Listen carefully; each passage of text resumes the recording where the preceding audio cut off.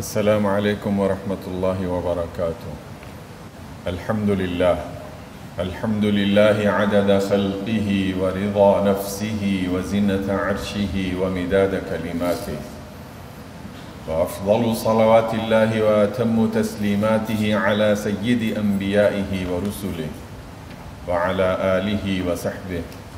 وعلی من سار علی نہجہ۔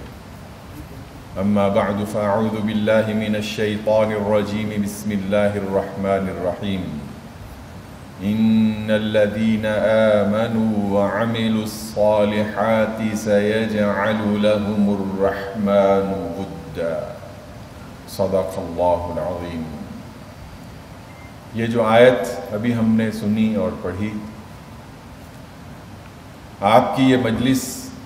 اس آیت کی ایک عملی تصویر اور تفسیر کے صورت میں ہمارے سامنے ہے۔ ڈاکٹر محمد مرسی شہید، ڈاکٹر محمد کے والد کا نام بھی محمد تھا، اور انہوں نے اپنے اسی نام سے، اپنی محبت کی وجہ سے اپنے پہلے اور بڑے بیٹے کا نام بھی محمد رکھا۔ ڈاکٹر محمد مرسی ساری زندگی اللہ کی اطاعت اور اللہ کی بندگی میں گزارنے والا شخص تھا۔ ابھی جب 17 جون کو اللہ نے انہیں شہادت کے مرتبے اور فضیلت سے آشنا کیا، آپ سب جانتے ہیں اخوان کا ہر کارکن اپنے ابتدائی تعلق سے اور ابتدائی تعارف سے وہ ہمیشہ اپنی دعوت اور اپنا پیغام اور اپنا موٹو اسی طرح پیش کرتا ہے کہ اللہ غایتنا، ہماری ہر کاوش اور ہر سعی کا اصل ہدف وہ اللہ کی رضا ہے۔ والرسول قدوتنا، رسول اکرم صلی اللہ علیہ وسلم وہ ہمارے رہنما ہیں، ہمارا اسوہ حسنہ ہے۔ والقرآن دستورنا، قرآن کریم ہمارے لیے دستور حیات ہے۔ والجہاد سبیلنا، یہ تمام جو جد و جہد ہے یہی ہمارا راستہ ہے، جہاد ہمارا راستہ ہے۔ والشہادۃ فی سبیل اللہ اسمى امانینا، ہماری اگر کوئی سب سے آخری اور بلند ترین آرزو اور خواہش ہے تو وہ یہی کہ اللہ تعالیٰ جب موت دے تو شہادت کی موت عطا کرے۔ اخوان میں شہادتوں کا یہ سفر بلا سبب نہیں ہے۔ اخوان میں شہادتوں کا یہ سفر کسی حادثے کی صورت میں نہیں ہے۔ اخوان میں شہادتوں کا سفر پہلے دن سے اخوان کے کارکنان کی اسی تمنا اور اسی آرزو اور اسی دعا میں ڈھل جاتا ہے کہ وہ شہادت فی سبیل اللہ اسمى امانینا۔ بظاہر جان ہار گئے، قتل کر دیے گئے۔ 1928 میں جیسا کہ ابھی ہم نے سنا الاخوان المسلمون کی بنیاد رکھی گئی، اور 1949 میں، فروری 1949 میں اخوان کے بانی امام حسن البنا شہید کر دیے گئے۔ ایک عجیب مماثلت دکھائی دیتی ہے حالات میں، اور ایک عجیب یکسانیت اور اسی تمسک بالدین کی ایک تصویر دکھائی دیتی ہے اخوان کی اس پوری تاریخ میں۔ 1949 میں جب امام حسن البنا کو شہید کیا گیا تو اس سے پہلے 1948 میں رسول اکرم صلی اللہ علیہ وسلم کے قبلہ اول سرزمین فلسطین کو اسرائیل بنانے کی جسارت کی گئی اور اس کا اعلان کیا گیا۔ 1948 میں اس کے خلاف فلسطین میں جہاد شروع ہوا، اور یہ آپ میں سے جو احباب اس کا مطالعہ کرتے ہیں اور رکھتے ہیں، جتنی کتابیں اس جہاد 48 کے بارے میں لکھی گئیں، مجھے اللہ نے یہ اعزاز بخشا ہے۔ امام حسن البنا کے ایک دست راست، ان کے سفر حضر کے ساتھی عبد المعز عبد الستار، اس وقت تو نوجوان تھے اس لیے اتنا ہی نام کہا جاتا تھا، لیکن آج انہیں اخوان کا ہر کارکن الشیخ عبد المعز عبد الستار مرحوم کے نام سے جانتا ہے۔ میں عرض کر رہا تھا مجھے اللہ نے یہ سعادت بخشی کہ ان کے سامنے زانو تلمذ طے کر سکوں، ان کی براہ راست شاگردی میں رہنے کا شرف عطا ہوا، اور ہم ترجمان القرآن کا ایک خاص نمبر شائع کر رہے تھے امام حسن البنا کے حوالے سے ان کے 100 سالہ یوم ولادت کے موقع پر، تو شیخ عبد المعز عبد الستار سے ایک تفصیلی کوئی تقریباً 4 گھنٹے کی نشست ان کے حالات زندگی اور اس وقت کے حالات کو جاننے کے لیے اللہ نے عطا کی۔ کہنے لگے مجھے امام نے بھیجا کہ میں فلسطین کا دورہ کروں اور اس کے ایک ایک شہر اور قصبے میں جا کے وہاں کے لوگوں کی رائے اور وہاں کے حالات معلوم کروں، اور وہاں کے مسلمانوں کو جب یہ پتہ چلا کہ مصر سے اخوان کے بانی امام حسن البنا نے مجھے بھیجا ہے، تو گویا کہ پورے فلسطین کے تمام علماء کرام نے، ہر مسجد نے، ہر شہر اور ہر بستی نے یکسو ہو کے اور بیک زبان یہ پیغام پہنچانے کو کہا کہ اب یہ عملاً اور جہاد بالسیف اور یہ دشمن جو ہم پہ یہاں پہ قابض ہو گیا ہے اور قبلہ اول کو شہید کرنا چاہتا ہے، تو اس کے خلاف اب یہ جہاد کا مرحلہ ہے، اور ہم اس پہ یکسو ہیں اور ہمیں اس میں آپ کے تعاون کی ضرورت ہے۔ میں عرض کر رہا تھا کہ آپ حضرات اس دور کی جب کتابیں پڑھیں، مثال کے طور پہ ڈاکٹر کامل شریف مصر کے اردن کے ایک بہت نمایاں اسکالر ہیں، بہت ان کی خدمات ہیں، انہوں نے اور بہت سارے عسکری ماہرین نے یہ کتاب لکھی اور یہ حقیقت اپنی کتابوں میں لکھی کہ 1948 کے جہاد فلسطین میں جو کام الاخوان المسلمون کے کارکنان کر رہے تھے وہ فلسطین کی پڑوسی ممالک کی افواج بھی وہ کام نہیں اور وہ خدمت انجام نہیں دے سکیں۔ جس جذبہ شہادت سے، جس اس شوق مسجد اقصی سے اخوان کے کارکنان نے اس جہاد میں حصہ لیا، تو اس کی مثال باقاعدہ افواج اور ان کے تمام تر وسائل کے باوجود بھی وہ نہیں پیش کر سکے۔ حضرات شاید یہی جرم اور گناہ تھا۔ اگلے ہی برس فروری 1949 میں امام حسن البنا کو دھوکے سے ایک دفتر میں بلا کے اس شام شہید کر دیا گیا، اور یہ بھی آپ جانتے ہیں کہ ان کی شہادت سے پہلے اس وقت کی 1949 کی الاخوان المسلمون کی پوری تحریک کو تمام ذمہ داران اور اکثر کارکنان کو اٹھا کے جیلوں میں بند کیا جا چکا تھا، اور عالم یہ تھا، امام حسن البنا خود لکھتے ہیں کہ میں نے ان ذمہ داران سے جو پولیس اور ان تمام متعلقہ لوگوں کے تھے، میں نے کہا کہ میرے سارے بھائی اور تمام ساتھی اس وقت جیلوں میں ہیں، مجھے بھی ان کے ساتھ جیلوں میں بند کر دو، اکیلا میں باہر رہ کے کیا کروں گا۔ لیکن سازش کرنے والوں نے شاید اسی طرح کا یہ منظر تیار کیا تھا، امام حسن البنا شہید کر دیے گئے۔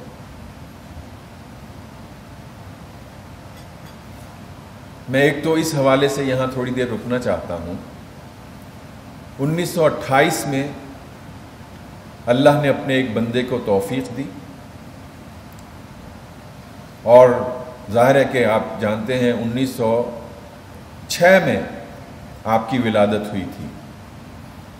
گویا کہ 22 سال کے اس نوجوان کے ذریعے سے، اور ان کے جو ساتھی ابتدائی تھے معاشرے میں انتہائی کم درجے کے سمجھے جانے والے لوگ، لیکن اللہ کے ہاں انتہائی بلند مقام رکھنے والے لوگ تھے،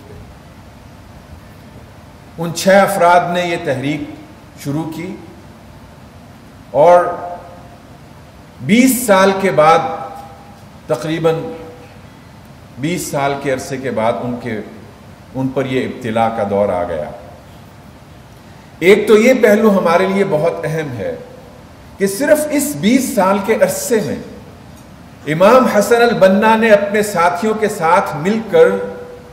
اپنے لیے کیا کیا صدقات جاریہ چھوڑے، کس طرح کی ایک تحریک اللہ نے انہیں توفیق دی کہ وہ اپنے پیچھے چھوڑ کے جائیں، کس طرح کی ایک پوری نسل انہوں نے مصر میں تیار کر دی۔ مثال کے طور پہ، اور بہت ہی ایک جزوی سی چیز، ایک چھوٹی سی مثال پیش کرنا چاہتا ہوں۔ آپ میں سے اکثر نے مأثورات نامی ایک چھوٹی سی کتاب دیکھی ہوگی، جس میں امام حسن البنا نے قرآنی اور مسنون دعاؤں پر مشتمل ایک روزانہ کا وظیفہ اپنے کارکنان کو عطا کیا۔ اخوان کا ہر کارکن، آپ ان کے ساتھ سفر کریں، حضر میں رہیں، اخوان کا ہر کارکن، ایک موقع یہ ہوا کہ اخوان کے جو موجودہ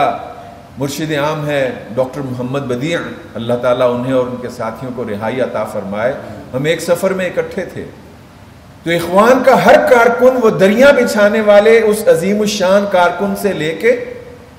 وہ اخوان کی قیادت کرنے والے مرشد عام ڈاکٹر محمد بدیع تک، اپنی ہر صبح اور اپنی ہر شام مأثورات میں جمع کی جانے والی قرآن کریم اور حضور سے مسنون ان دعاؤں سے کرتا۔ کبھی یہ نہیں ہو سکتا وہ کسی بہت عالیشان مجلس میں ہے یا جیلوں کی ان کال کوٹھڑیوں میں ہے اور ڈاکٹر مرسی کی طرح 6 سال کی قید تنہائی گزار رہے ہیں، یہ آپ کامل یقین سے ان کے بارے میں کہہ سکتے ہیں کہ ہر صبح اور ہر شام کا آغاز وہ اللہ کے ساتھ مناجات سے کرتے ہیں۔ اخوان کے بانی اپنی جانے سے پہلے اس پورے عظیم کام کا آغاز کر گئے۔ صرف یہ نہیں ہے کہ چند کلمات سمجھے بغیر زبان سے ادا کر لیے ہیں، وہ قرآنی اور مسنون دعاؤں کے اختتام پہ ایک دعا امام حسن البنا نے لکھی اور اس سے پہلے کچھ ہدایات لکھی۔ کہا کہ اب یہ تمام دعائیں اور قرآن کریم کی یہ تلاوت کرنے کے بعد آپ اپنی آنکھیں بند کر کے دنیا بھر میں جہاں کہیں بھی آپ کے بھائی احیائی تحریکوں کا مستقبل آپ نے عنوان رکھا، گویا کہ آج اگر اخوان کا کوئی کارکن صبح و شام کی اللہ کے ساتھ ان مناجات کے بعد اپنی آنکھیں بند کر کے دنیا بھر میں اپنے بھائیوں کا تصور کرتا ہے تو اس میں اس مجلس میں موجود آپ اور ہم سب بھی موجود ہوتے ہیں، اور وہ اپنی آنکھیں بند کر کے اور یہ تصور کر کے کہ میں ان سب کے لیے دعا کر رہا ہوں، اللہم انک تعلم ان هذه القلوب قد اجتمعت على طاعتک، اے اللہ آپ جانتے ہیں کہ یہ سارے دل صرف آپ کی اطاعت کی محبت میں بندھے ہوئے ہیں، یہ آپ کی اطاعت کے اس بندھن میں، اس لڑی میں پروئے ہوئے ہیں۔ وہ مکمل ایک تفصیلی دعا ہے کہ اے اللہ پھر اس محبت کو دوام عطا فرما، اے اللہ ان کی زندگی اور اس دعوت، اور وہ پوری جامع ایک دعا۔ لیکن یہ جو اللہ کی خاطر محبت کے لیے صبح و شام ہر کارکن اپنے اللہ سے دعا کرتا ہے، امام حسن البنا اپنے جانے سے پہلے جو اپنے کارکنان کو جن روزانہ کے اعمال کا اور ذمہ داریوں کا خوگر بنا گئے، حضرات کل پیر ہے، اخوان کے کارکنان جس نظام تربیت سے گزرے اور گزر رہے ہیں، میں اپنے بالکل ایک عینی شاہد کے طور پہ ان کی اس پوری تحریک کے مطالعے کی صورت میں اپنے ان بھائیوں کو تعلیم کے دوران میں ہاسٹل میں اخوان کے جن کارکنان کے ساتھ رہنے کا جو موقع ملا، میں تقریباً یہ قسم اٹھا کے کہہ سکتا ہوں کہ کل آنے والے پیر میں الاخوان المسلمون کے جس کارکن کو کوئی عذر لاحق نہیں ہوگا وہ اپنے نبی کی سنت کے مطابق کل روزہ رکھے گا۔ ہو نہیں سکتا کہ اخوان کا کوئی کارکن کسی عذر کے بغیر، اور اگر اس نے کوئی اور ایسی وجہ یا معذوری نہیں ہے، مثال کے طور پہ یہ جو میں یہاں تھوڑا سا اٹک رہا ہوں کہ روزوں کا اپنا اپنا نظام انہوں نے طے کر رکھا ہے، وہ جس طرح حضور صلی اللہ علیہ وسلم کے پاس صحابہ کرام آ کے پوچھتے کہ یا رسول اللہ میں اور زیادہ روزے رکھنا چاہتا ہوں، اور زیادہ روزے رکھنا چاہتا ہوں، تو کچھ ایسے وہاں کے کارکنان ہیں کہ انہوں نے یہ کہا کہ ہماری پریورٹی، ترجیح یہ رہے گی کہ ہم ہر مہینے کے جو ایام البید ہیں ان کا تو خصوصی طور پہ ضرور اہتمام کریں گے، لیکن یہ جو ہفتے میں 2 روزے ہیں ان میں اس طرح اور اس طرح تقسیم ہے، اس لیے یہاں پہ تھوڑا سا اٹک رہا ہوں۔ وگرنہ یہ جو ساری زندگی اخوان کے کارکنان کا، اخوان کا کوئی کارکن امام حسن البنا اس وقت یہ کہہ کے گئے کہ آپ کے کسی کارکن کا کوئی ایک دن وہ اپنے رب کی کتاب مجید سے ملاقات کے بغیر نہیں طلوع ہونا چاہیے۔ اور حضرات آپ ان کے ساتھ رہ کے انہیں دیکھیں، اخوان کا ہر کارکن اس کے ساتھ اس کے سینے میں یا تو اللہ نے قرآن محفوظ کر رکھا ہے یا اس نے اپنے قرآن کریم کا مصحف اور نسخہ اپنے ساتھ رکھا ہوا ہے۔ یہ چند مثالیں جو میں عرض کر رہا ہوں۔ ایک تو اخوان کے بانی امام حسن البنا نے ان چند سال کے ایام میں اپنے کارکنان کو جو اپنے اللہ کے ساتھ وابستہ رہنے اور مستقل طور پہ جڑے رہنے کا راستہ دکھایا، اور پھر ساتھ ہی ساتھ اپنے ان کارکنان کے دل میں پہلے دن سے یہ یقین بو دیا اور کاشت کر دیا کہ منزل تو ہمیں یقیناً اور ضرور حاصل ہونا ہے، لیکن ہمیں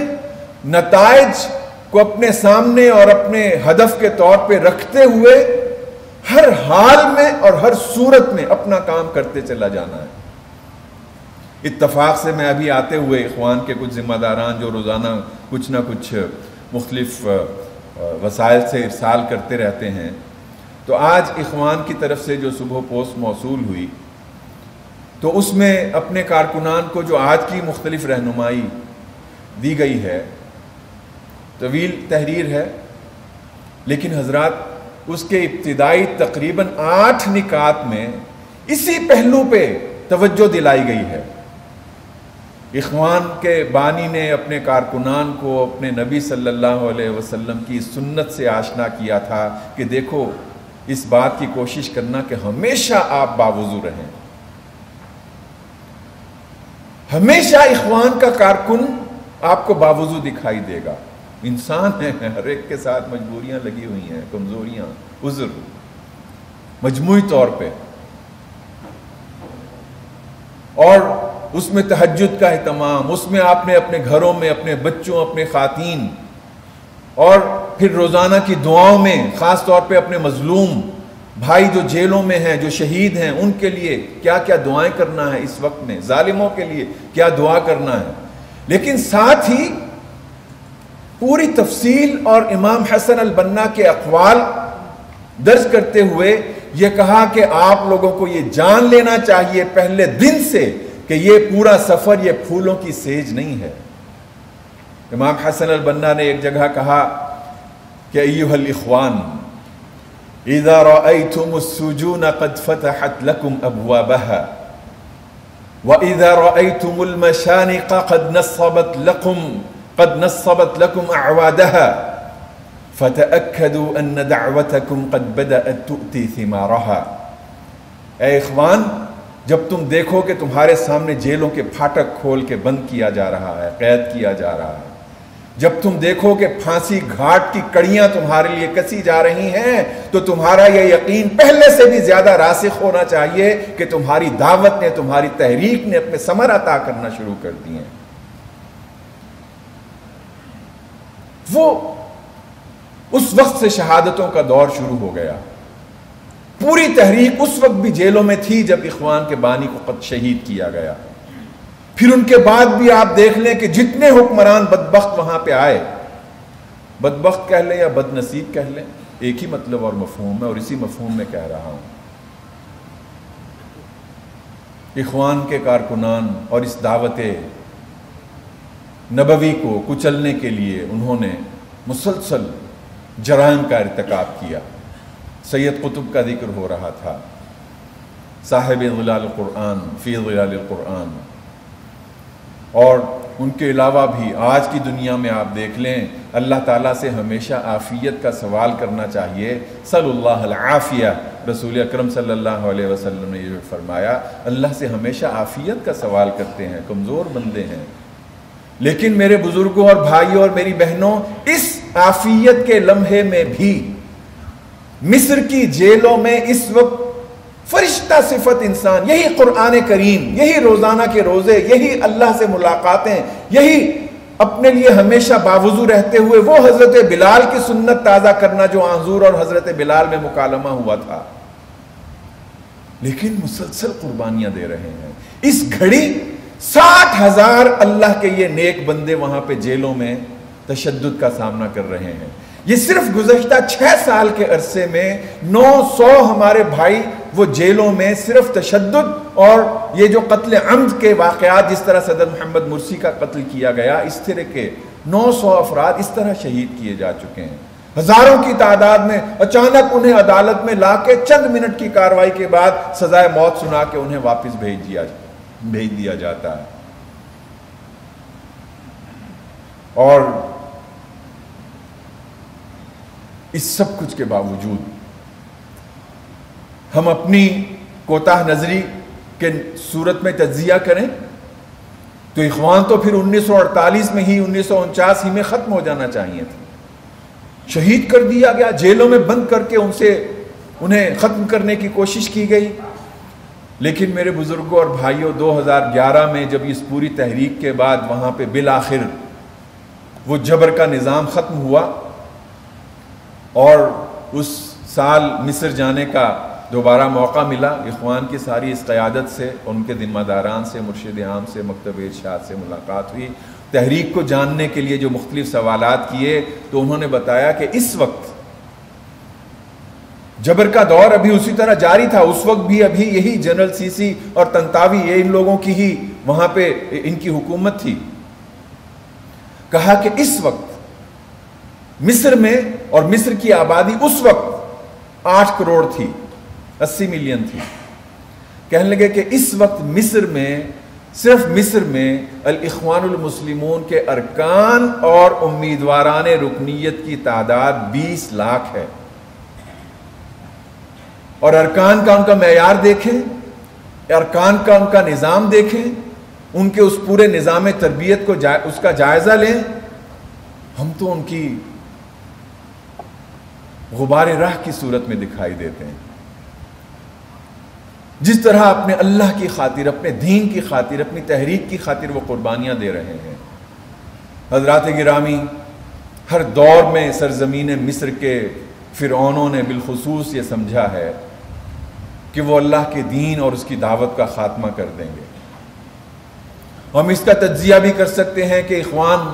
نے اس گزشتہ سال اور اس 2011 سے لے کے آج تک کیا غلطیاں کی ہیں، اور اس کا جائزہ خود اخوان بھی لے رہے ہیں۔ ابھی یہ جو کل نہیں، اس سے پچھلا جو ہفتہ گزرا ہے، اخوان نے اپنا ایک ڈکلریشن یا اپنی ایک پورا پیغام یا اس وقت کا موقف جو ہے وہ جاری کیا ہے۔ اس میں انہوں نے تفصیل کے ساتھ کہا کہ ہم سے یہ اور یہ غلطیاں ہوئی ہیں، ہم نے اپنا اندرونی جائزہ لیا ہے، ہم نے اپنا اندرونی احتساب کیا ہے، لیکن یہ جو ڈاکومنٹ ہے بہت اہم ہے، اور اس میں خاص طور پہ چونکہ اس ابتلا کے دور میں یہ ڈاکومنٹ تیار ہوا ہے اور ایک طویل انتظار کے بعد یہ تیار ہوا ہے، سامنے آیا ہے، ہو سکتا ہے کہ اس کے کئی نکات آئندہ ان کے اندر بھی مختلف ابحاث کا اور گفتگو کا مرکز اور ذریعہ بنے، وگرنہ اس میں انہوں نے اپنے جائزے کا، حکومت میں رہتے ہوئے ہم سے کیا ہوا، کیا نہیں ہو سکا، دیگر جو پارٹیاں ہیں ان کے ساتھ ہم سے کیا ہو سکا اور کیا نہیں ہوا، اس پورے بات کا جائزہ لیا، لیکن دو ٹوک انداز سے یہ کہا ہے کسی صورت میں ہم آج کے اس فرعون کے ساتھ کسی معاملے پر کوئی کمپرومائز نہیں کر سکتے، ہم ان کے سامنے سر نہیں جھکائیں گے کہ یہ ہم سارے دن کے روزے کے بعد اب افطار کے وقت سے چند گھڑیاں پہلے جب اللہ سے ملاقات کا وقت آیا ہے تو ہم اپنے روزے کو خراب نہیں کریں گے۔ اگرچہ اتنی فلیکسیبلٹی بھی دکھائی گئی، اتنی اپنے اندر یہ لچک بھی اس بیان میں ہے کہ ہم آئندہ کے دور میں کس طرح اخوان کو ایک نظریے کے طور پہ ساری دنیا میں اور بالخصوص مصر میں، لیکن ان تمام قواعد و ضوابط کے مطابق، مثال کے طور پہ یہ کہ کہ وہ 1949 میں ان کے خلاف ہونے والی قتل و غارت سے لے کے آج کی اس شہادت اور ان تمام ظلم و ستم کے باوجود، اس وقت کے جب 2013 میں قاہرہ اور اس کے رابعہ میدان میں لاکھوں کی تعداد میں وہ پورا ماہ رمضان ہمارے بھائیوں اور بہنوں اور بوڑھوں اور بچوں نے اس رابعہ میدان کی گرمی میں اس میدان میں بیٹھ کے گزارا پورا ماہ رمضان، جس کے بعد انہیں 14 اگست کو یہ رابعہ میدان کے میسیکر کا اور قتل عام کا سامنا کرنا پڑا۔ اس وقت بھی اور آج کے اس پورے ظلم و ستم کے باوجود بھی اخوان نے یہ کہا، ان کے مرشد عام نے اس وقت اس میدان میں یہ اعلان کیا تھا کہ نحن سلمیون، ہم پرامن راستے پہ، ہم اپنی اس پرامن دعوت اور جدوجہد کے ذریعے سے اپنا کام کر رہے ہیں، وَنَبْقَى سِلْمِيِّينَ، اور ہم اسی طرح پرامن رہیں گے۔ وہ فلسطین کا میدان تھا، یا ہم اگر پاکستان کے تناظر میں دیکھیں تو وہ کشمیر کا میدان ہے، جب دشمن ہم پر مسلح اس پوری یلغار کے ذریعے سے حملہ آور ہوا ہے تو ہم بھی وہاں کے مسلمان مکلف ہیں کہ دشمن کے سامنے اسی طرح اس کا سامنا اور مقابلہ کریں۔ لیکن ایک پرامن ملک میں، ایک مسلمان ملک میں اپنے بھائیوں کے خلاف کسی صورت یہ نہیں ہو سکتا کہ اخوان ان کے اپنے بھائیوں کے سامنے ہتھیار اٹھائیں اور انہیں اپنی گولیوں کا یا اپنے تشدد کا نشانہ بنائیں۔ نبقى سلمیین، اور ہم اسی طرح پرامن رہیں گے۔ وَسِلْمِيَّتُنَا أَقْوَى مِنَ الرَّصَاصِ، اور یہ تم سن لو کہ ہمارا یہ پرامن رہنا یہ تمہاری گولیوں سے زیادہ طاقتور اور مضبوط ثابت ہوگا۔ اسی پرامن راستے پہ چلتے ہوئے میرے بزرگوں اور بھائیوں، اخوان کے صدر محمد مرسی کا ذکر فرما رہے تھے ہمارے محترم بھائی، اتنے اعلیٰ تعلیم یافتہ، اور وہ کچھ واقعات جو ہیں وہ اس ماہ کے ترجمان القرآن میں بھی عرض کیے ہیں، ہو سکتا ہے آپ کو بھی آپ کی بھی نگاہ سے گزریں۔ لیکن ان کے بچوں نے کہا، ان کی اہلیہ سے جب بات ہوئی ان کی شہادت کے بعد، ڈاکٹر شہید محمد مرسی گھر کے صرف 8 افراد کو جیل ہی میں نماز جنازہ کی اجازت دی گئی۔ پہلے جو اطلاع آئی تھی وہ صرف 2 بیٹوں کو اور وکیل کو اندر جانے کی اجازت ملی تھی، لیکن یہ رات وہاں کے وقت کے مطابق 11 بجے، یہاں تقریباً کوئی 1 بجے کا وقت تھا، لیکن پھر کئی گھنٹے بٹھایا گیا، اور اس پورے واقعے میں ان کے صاحبزادے ڈاکٹر احمد وہ بتا رہے تھے، جب سے ہم نے ہوش سنبھالا ہے یا جب سے ہمارے ابو نے ہوش سنبھالا تھا، کبھی یہ نہیں ہوا کہ ڈاکٹر محمد مرسی نے فجر کی اذان گھر میں سنی ہو۔ وہ امریکہ میں زیر تعلیم تھے تو وہاں کے اپنے ہمارے دوستوں نے خود بتایا، کہتے ہیں کہ ہم فجر کی نماز کے لیے جاتے تو ڈاکٹر محمد مرسی اور ان کی اہلیہ وہ ہم سب سے اذان ہونے سے بھی بہت پہلے وہ مسجد میں آ کے مسجد کے بیت الخلاؤں سمیت پوری مسجد کی صفائی کر کے تہجد پڑھ کے اور اذان بعض اوقات دے رہے ہوتے تھے، اور یہ تھے ڈاکٹر محمد مرسی، اور یہ ان کا معمول اپنی شہادت کے آخری لمحے تک بھی جاری رہا۔ حضرات گرامی، 8 افراد کو اس فرعون نے نماز جنازہ کی مصر میں اجازت دی، لیکن اس آیت کریمہ کی روشنی میں اللہ تعالیٰ نے ساری دنیا کو یہ منظر دکھا دیا۔ یہ جو آپ کا شاندار پروگرام ہو رہا ہے، یہ بھی دنیا کو بتا رہا ہے، اپنے اللہ کے ہاں گواہی دے رہا ہے کہ آپ نے اپنے اس صاحب ایمان بندے کے لیے ساری دنیا اور ساری امت کے دلوں میں ایک محبت پیدا کر دی ہے۔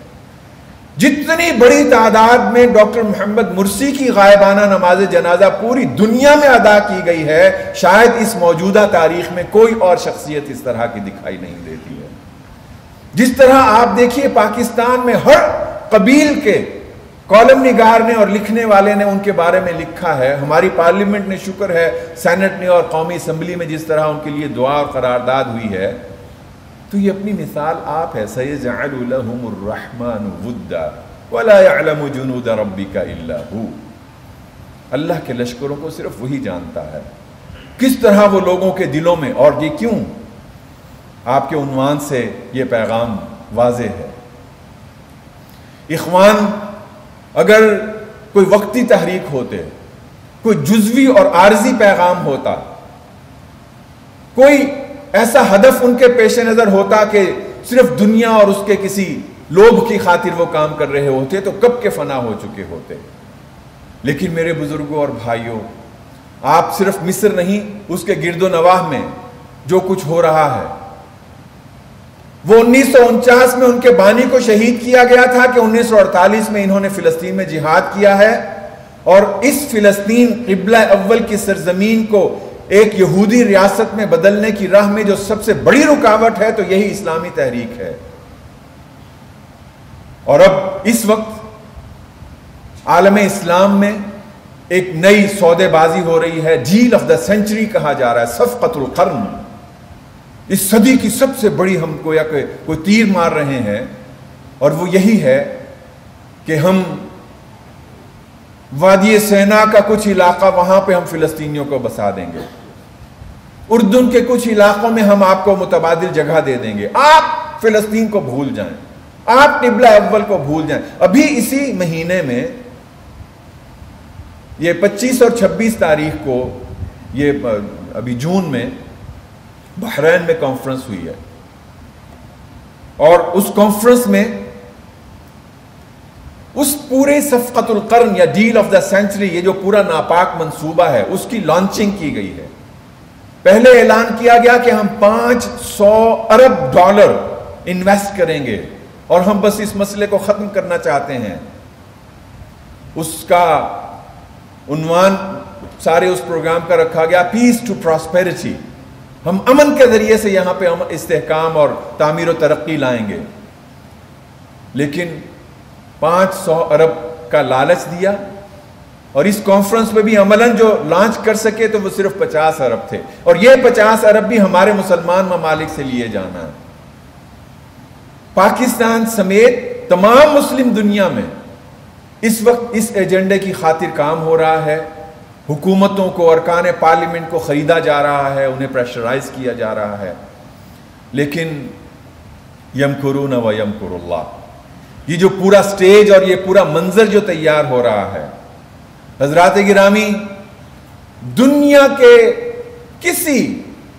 صاحب نظر کو اس بارے میں کوئی شک نہیں ہے اور نہیں ہونا چاہیے کہ اللہ تعالی بالآخر بہت جلد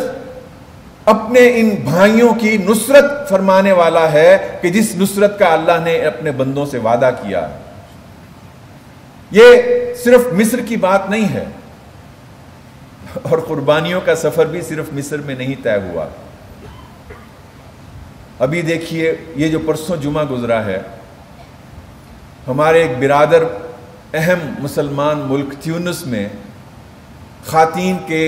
نقاب پر پابندی لگا دی گئی۔ کوئی خاتون سرکاری ادارے میں یا پبلک پلیس میں کہتے ہیں کہ نقاب چہرے پہ رکھ کے وہ نہیں آ سکتی ہے،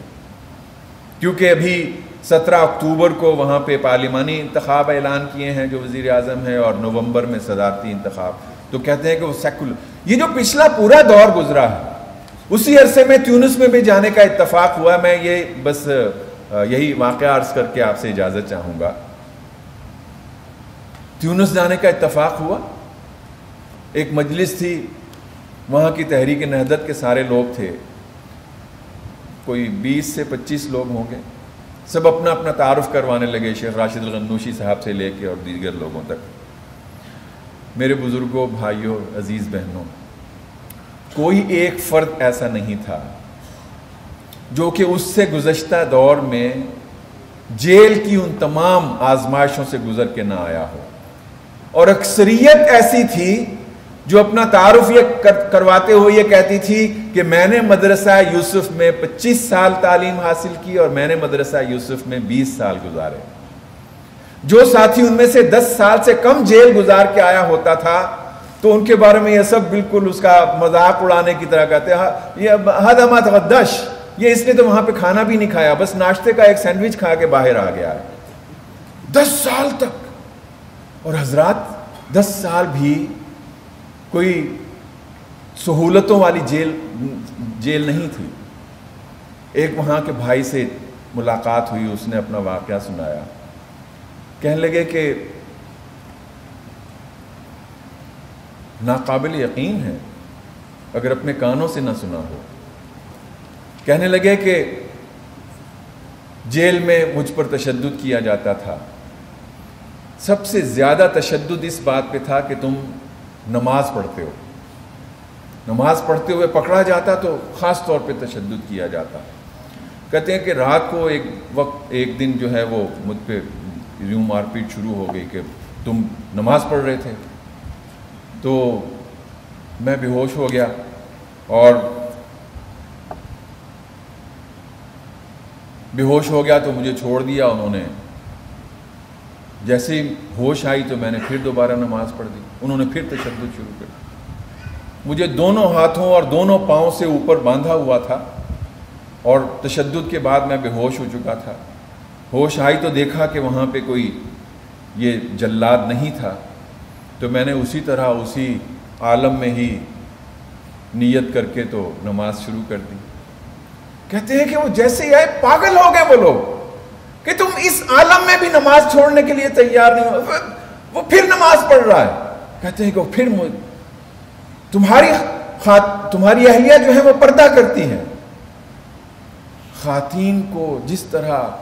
ان قیدیوں کے سامنے لا کے ان کی بے حرمتی کی گئی، اس وجہ سے کہ یہ خاتون اپنا حجاب نہیں چھوڑ رہی ہے۔ آج بھی اسی طرح یہ ابتلا اور دشمن کی ان تمام سازشوں کا سفر جاری ہے۔ لیکن حضرات گرامی، انشاءاللہ ہمیں رب ذوالجلال کے گھر سے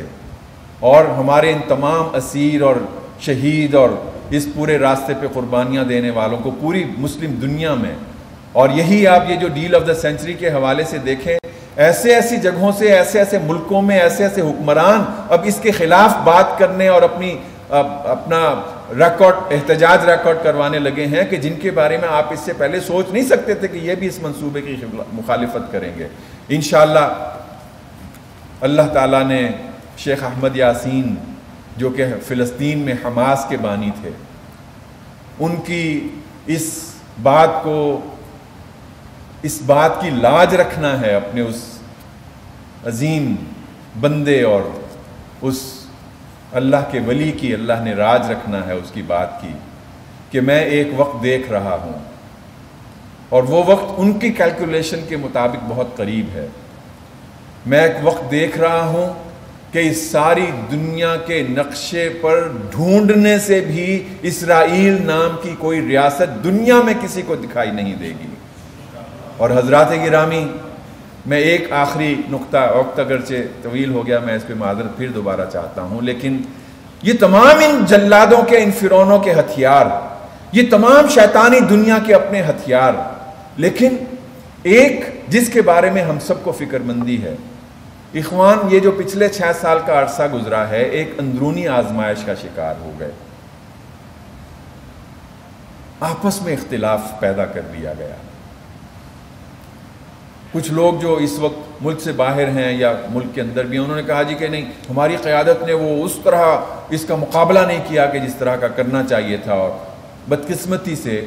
انہوں نے اپنا ایک الگ دھڑا بنا لیا۔ یہ اس آزمائش کے لمحات میں، اور جب فرعون کے سامنے آپ کو اپنے تمام تر اختلافات فراموش کر کے یکجان ہونے کا منظر پیش کرنا ہے، جو اخوان کے بہی خواں ہیں، اخوان کے جو ذمہ داران اور قیادت ہیں، انہیں فرعون کے اور ان جلادوں کے ان تمام ظلم سے اتنے خطرات لاحق نہیں ہیں جو اپنے اندر سے خدا نخواستہ کسی کمزوری کے لاحق ہو جانے سے ہیں۔ ہم سب کو ایک مسلمان امت کی حیثیت سے شیطان کے تمام چالوں اور ان کے چیلوں سے خبردار رہنا ہے۔ پروردگار ہم سب کو بصیرت عطا فرما، عمل کی توفیق عطا فرما، ہمارے ان تمام مظلوم بھائیوں کی قربانیاں قبول فرما، ظلم سے انہیں جلد نجات عطا فرما، اور اپنے دین مبین کی غلبے سے ہماری آنکھیں ٹھنڈی فرما۔ وآخر دعوانا الحمدللہ۔